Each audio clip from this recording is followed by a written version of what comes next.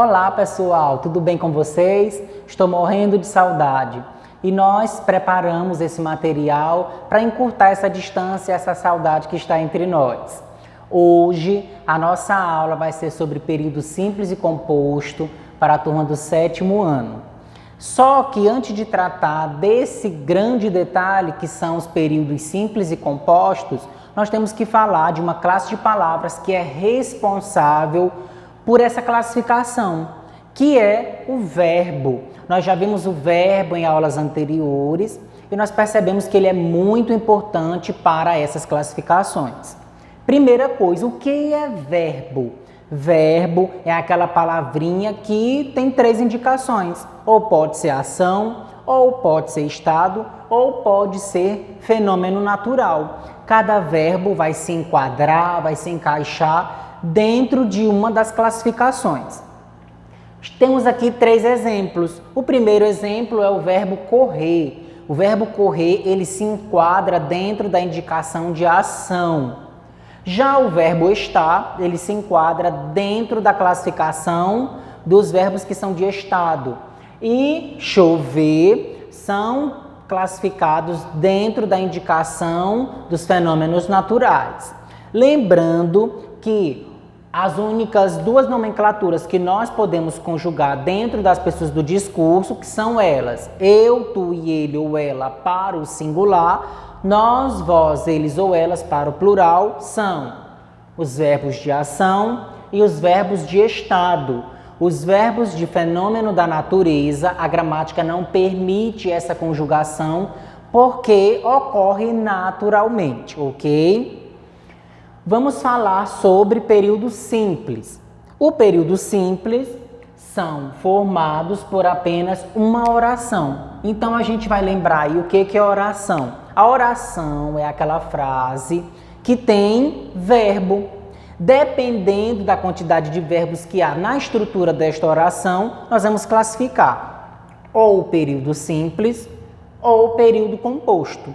No período simples, eu só vou ter a presença apenas de um verbo, seja ele de ação, seja ele de estado ou seja ele fenômeno natural. Galera, já que nós trabalhamos período simples e composto, é indispensável que se comente a respeito dos termos básicos da oração.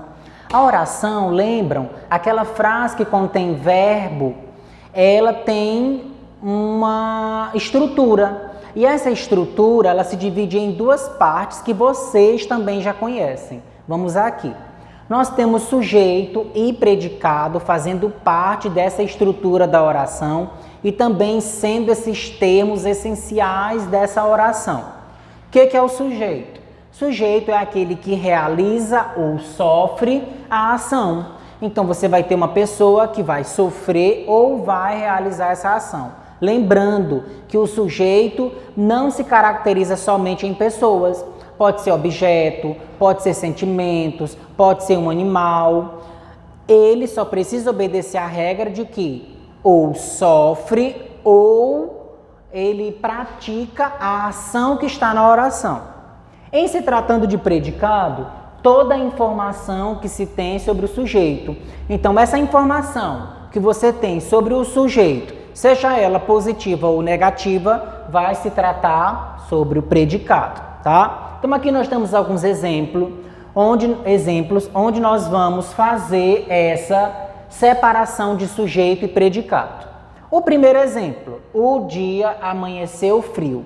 Lembrem da regra, para que eu saiba o sujeito de uma oração, eu faço as perguntas o que ou quem. Só que essas perguntas, o que, o quem, eu faço antes do verbo. Então, vamos lá. O verbo desta primeira oração é amanheceu. Vamos fazer a pergunta?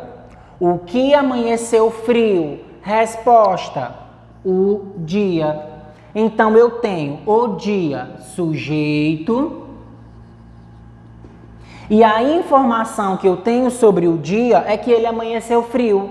Portanto, isso aqui será predicado.